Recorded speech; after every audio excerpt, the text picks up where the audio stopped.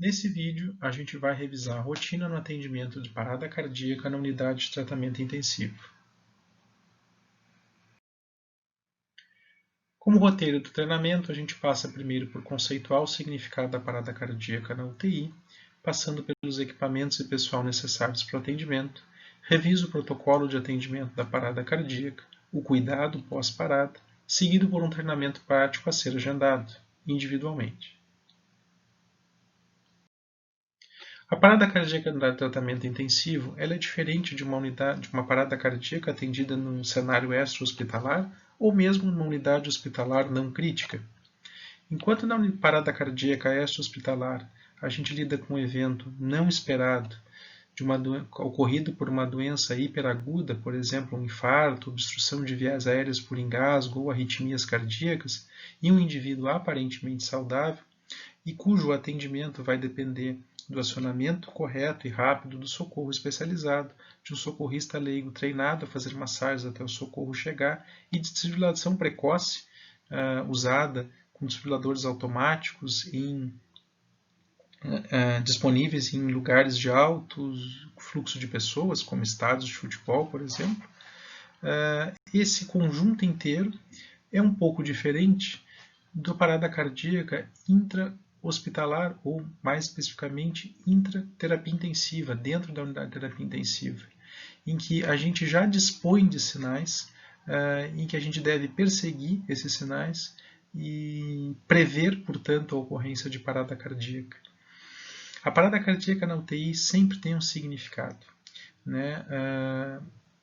Ou ela é consequência da doença do paciente, por exemplo, um infarto em que o doente já fez uma arritmia e levou a parada cardíaca, ou consequência de um tratamento, uma arritmia causada por droga vasoativa, ou mesmo uma acidose metabólica não percebida por uma ventilação mal setada, com hipoventilação e que não se fez monitorização de capnografia, ou mesmo de gasometria arterial, e levou então uma acidose respiratória e parada cardíaca. Ou então ela significa a morte do paciente por refratariedade terapêutica, e nesse caso não candidata a manobra de reanimação.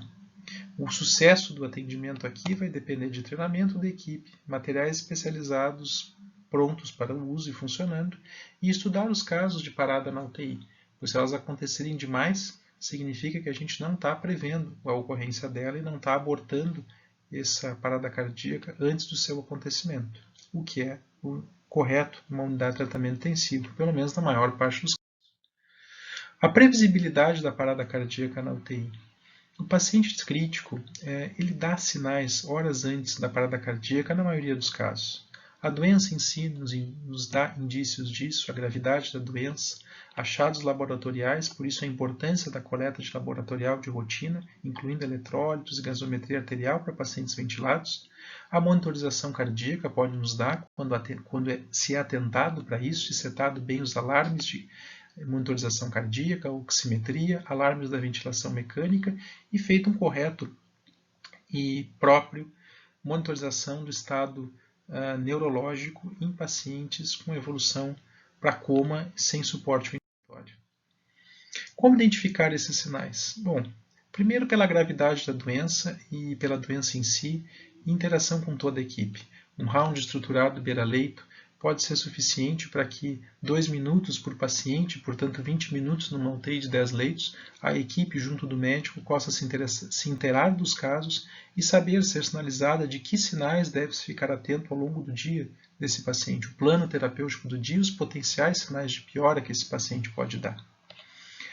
E a aplicação de scores de gravidade pode ajudar nesses casos. Voltando aos achados laboratoriais e outros exames, existe uma rotina de coleta de exames na UTI conforme cada doença e gravidade. Pacientes em fim de internação na UTI, quase de alta, talvez não sejam candidatos a exames diários, mas pacientes agudos na UTI precisam de monitorização laboratorial diária. Eletrocardiograma diário ou em dias alternados podem ser importantes em doenças, em pacientes que têm um comprometimento cardíaco significativo. E atentar para a monitorização cardíaca do paciente, que apesar de não tão fiel quanto um eletrocardiograma, ela pode dar sinais de arritmias importantes e que podem ser detectadas já nos aparelhos de monitorização multiparamétrico. Como a gente vê nesse caso aqui, um ritmo cardíaco normal na parte superior e nitidamente um bloqueio atrioventricular, né, na parte inferior da figura, o que pode ser identificado por uma monitorização em monitor multiparamétrico de boa qualidade. A monitorização do paciente na UTI é de fundamental importância para evitar a parada cardíaca. Né? Os monitores multiparamétricos de hoje têm qualidade progressivamente superior ao longo dos anos e trazem uma série de informações que todo profissional, médico, enfermeiro, que decida trabalhar com um paciente grave precisa entender e precisa estudar e reconhecer. Essas curvas todas, o traçado do eletrocardiograma em verde, a curva de oximetria, as curvas de linha arterial em rosa e vermelho, e finalmente as curvas de capnografia, a última branca embaixo, ela podem mostrar arritmias cardíacas, sinais de responsividade a volume, doenças valvulares, até mesmo sinais de obstrução de tubo na curva de capnografia, e que a gente precisa reconhecer para antever complicações nos doentes que estão monitorizados na UTI. Né? Muito importante aqui, chamo a atenção para a setagem dos alarmes dos monitores. É muito comum a gente entrar em unidades em que todos os alarmes apitam ao mesmo tempo e já ocorreu uma banalização dos alarmes, ou seja, ninguém olha para o monitor que está apitando. Numa dessas, depois de 1000 alarmes apitando, né, o 1001 é um alarme verdadeiro, é um alarme sério, e quando a gente vai olhar o doente, pode já ser tarde demais, pois foi banalizado os alarmes. É importante, além de conhecer cada tópico do monitor e saber setar, a gente conseguir setar os alarmes, quando eles devem, limites máximos e mínimos em que eu posso tolerar determinado parâmetro, em que ele precisa apitar. Se ele apita vezes demais por coisas que eu não preciso atuar, eu tenho que ir lá e resetar esse alarme, para que ele realmente alarme quando eu tiver que tomar uma atitude. Imagine se a gente está num voo transatlântico e entra na cabine do piloto. Está o piloto e o copiloto tomando café, enquanto todos os alarmes da cabine apitam. Alguma coisa está errada. Ou esses alarmes não estão bem setados, ou o avião vai cair. E eles só vão estar por conta disso quando ele já estiver em rota de colisão ou de queda. Então a setagem dos alarmes é fundamental na unidade de terapia intensiva, para que não ocorra a banalização do alarme, que é uma das piores coisas que pode haver em monitorização de doença grave. Chamo a atenção para a monitorização neurológica. Pacientes em coma, principalmente não intubados, né, tendem a evoluir com deteriorização, se a doença piorar, progressiva do estado neurológico, e essa figura representa muito bem isso. Um paciente com um dispositivo de alto fluxo que é capaz de garantir uma oximetria boa, mesmo em estados de hipoventilação, que é uma consequência de um coma avançado, de um coma mais profundo, e esse doente, por estar em coma, não vai pedir ajuda. Diferente de um doente com infarto que vai queixar dor, e a dor dele vai nos chamar a atenção para tomar uma atitude, um doente em coma tende a não responder, hipoventilar, ficar bradicárdico e parar por acidose respiratória ou por bradicardia extrema e choque. Então é muito importante no doente neurológico a gente aplicar alguma forma de monitorização neurológica. Por exemplo, aplicar uma escala de avaliação de coma e chamar a avaliação médica da UTI sempre que houver uma variação grande dessa escala. Né? Por exemplo, mais que mudança de 2 pontos para menos do escala de Glasgow, pode já ser um sinal importante que demande avaliação mais minuciosa do paciente em coma. Aplicando a monitorização, é possível antecipar ou impedir a ocorrência da parada cardíaca. Se ela ocorrer mesmo assim, é possível conhecer a causa de forma mais rápida e aplicar o tratamento mais rápido, aumentando a chance de reverter a parada cardíaca. E conhecendo bem o caso, né, e a evolução do paciente, a gente consegue identificar a parada cardíaca que se refere ao final da vida do doente e não uma parada cardíaca reversível por ser consequência de uma doença potencialmente tratável. É muito importante para isso a passagem de plantão efetiva, a transição do cuidado entre o turno que está na UTI, médico e de enfermagem, e o turno que está chegando. Pois a partir do momento que a equipe que está foi embora, a equipe que chega tem que ter pleno conhecimento de coisas importantes, para se for surpreendida com uma parada cardíaca nos primeiros momentos do plantão, saiba do que se trata e possa garantir o correto atendimento. Por isso é importante um instrumento de passagem de plantão, tanto de médico quanto de enfermagem, para garantir a transição do cuidado do paciente. Quanto à estrutura para o atendimento da parada cardíaca, o leito de UTI já deve conter a maior parte do material necessário para o atendimento da parada, por ser um leito crítico. Existe um checklist de passagem de leito, passagem de plantão, de checklist de preparo do leito na passagem de plantão, em que, se seguido, vai garantir de que todos os itens necessários para atendimento do paciente ao longo do turno e eventual atendimento de intercorrência, ele esteja esse leito completo para esse atendimento. Os demais equipamentos necessários devem estar no local de fácil acesso. Esse local é o carro de parada, que deve conter, além de medicação, material de via aérea difícil, desfibrilador carregado e funcionando. E também a gente tem que ter para o leito, não é uma bobagem, a escada para que o socorrista que está massageando consiga, ou o profissional que está massageando, porque é intra-hospitalar, consiga executar a massagem efetiva e de boa qualidade. Ainda dentro da estrutura, enquanto a parada cardíaca é atendida, deve-se manter o atendimento para os demais pacientes da UTI. Então, considerando uma equipe mínima dentro da UTI de 10 leitos, de um médico, 5 técnicos para atendimento, mais um enfermeiro, a gente pode dividir da seguinte forma. O médico lidera o atendimento e cuida da via aérea do paciente. O enfermeiro organiza a equipe de modo a atender a parada e os demais pacientes da UTI, administra a medicação, controla o acesso venoso, portanto, controla o tempo de administração da adrenalina, conforme o protocolo de atendimento da PCR, e o tempo de parada. Com os técnicos, um cuida da aspiração e preparo de medicação junto ao carro e também do desfibrilador. 2 ficam revezando a massagem cardíaca, um de cada lado, e ainda os outros 2 técnicos da UTI cuidam dos demais pacientes. Quanto ao carro de parada, ele deve ter um desfibrilador com carga e testado diariamente. Carro de parada e desfibrilador são seguros de vida. Eles têm que estar funcionando para a hora que a gente precisa usar. Um desfibrilador que não está carregado, que não está testado funcionando, ele só ocupou espaço dentro da UTI o tempo inteiro que ele não foi usado. A medicação tem que ser suficiente no carro. Frequentemente as unidades usam o carro de parada como um substoque, o que é um erro grande.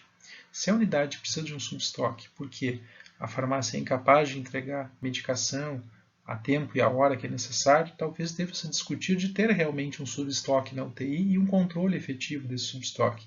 Mas o que está no carro de parada é para atendimento de urgência. Tábua rígida, da mesma forma, extensão para ligar a tomada, o carro na tomada, material de via aérea completo e funcionando. Só deve ser usado o material que está no carro de parada em caso de urgência, uma extubação acidental, uma parada cardíaca, não deve ser usado para ações corriqueiras da UTI e talvez, na impossibilidade da farmácia atender a tempo, deva-se discutir um substoque, que não deve ser o carro de parada. No protocolo de atendimento à parada, se divide em ritmos chocáveis e ritmos não chocáveis. Nos ritmos chocáveis, é onde eu tenho uma atividade elétrica cardíaca desorganizada, que vai se caracterizar por fibrilação ventricular ou taquicardia ventricular sem pulso. A priorização nesse atendimento é a desfibrilação precoce e o uso de drogas antiarrítmicas. Já a parada cardíaca sem ritmo chocável, ela vai se caracterizar por assistolia ou atividade elétrica sem pulso. Ela sempre tem uma causa potencialmente reversível por trás dela, que deve ser pesquisada e revertida para o sucesso do atendimento da parada, em ritmo não chocável. A massagem cardíaca e a reversão da causa são fundamentais nesse atendimento.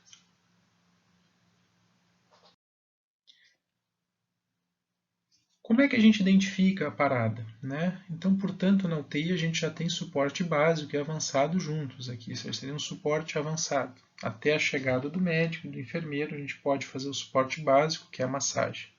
Mas aqui na UTI já começa a primeira questão diferente, que é a identificação da parada cardíaca.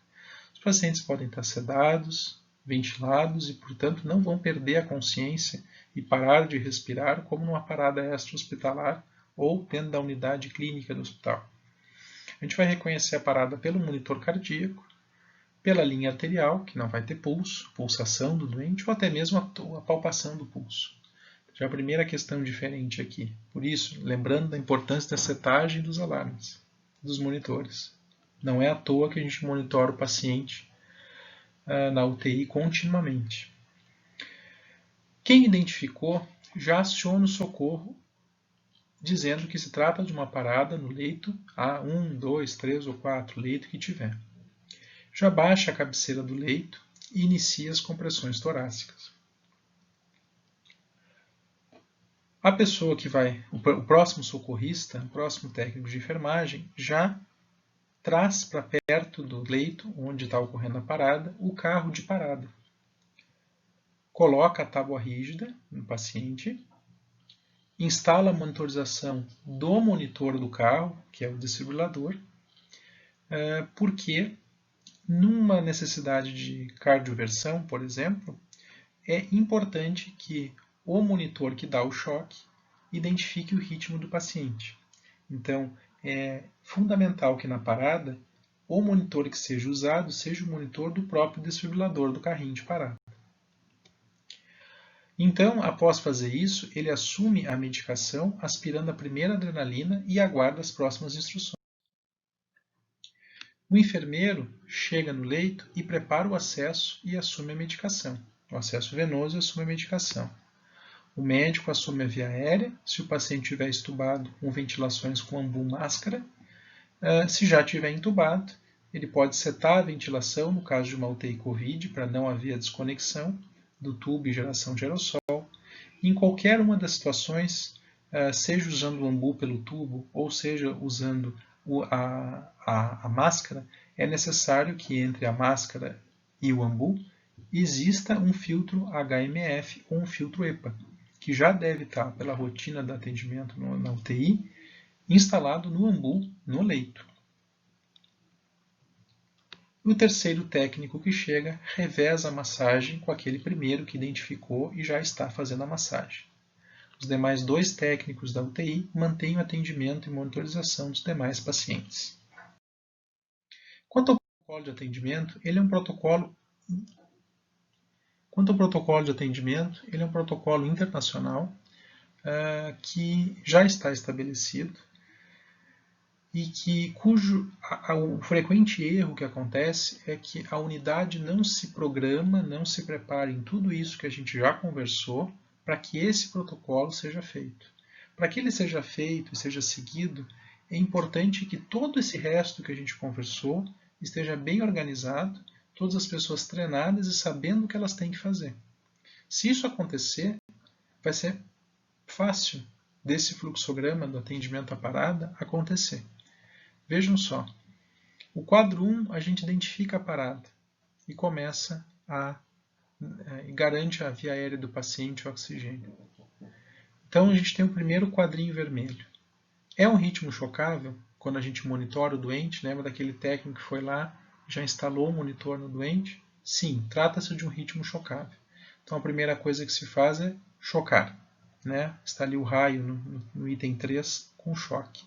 Então se começa um ciclo de 2 minutos de massagem e conquista do acesso venoso, que na UTI o paciente já vai ter. Então se identifica o ritmo de novo, no próximo quadrinho vermelho. É um ritmo chocável? Item 5, raiozinho 5, choque. Continua fibrilado, choque. Passa-se então ao quadro 6, mais 2 minutos de massagem, administrando agora adrenalina, que vai seguir sendo administrada enquanto houver parada, a cada 3 a 5 minutos. Seguindo então, a gente avalia o ritmo de novo. Ainda sendo um ritmo chocável, a gente faz o choque, que é o item 7 da figura, e passa então para mais um ciclo de 2 minutos de massagem, agora usando antiarrítmico, amiodarona ou lidocaína. Nesse segundo momento, no quadro 6, se o paciente não estiver entubado na UTI, é o momento que se considera a intubação. Até então, a ventilação vai estar sendo feita com ambu e máscara.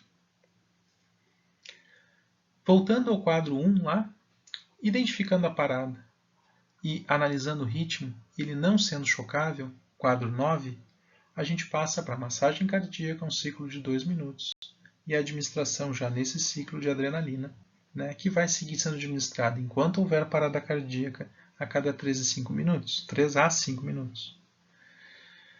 Se identifica o ritmo, seguindo no quadro 11 ele não sendo chocável, a gente segue mais 2 ciclos de massagem e segue tentando buscar a causa da parada cardíaca.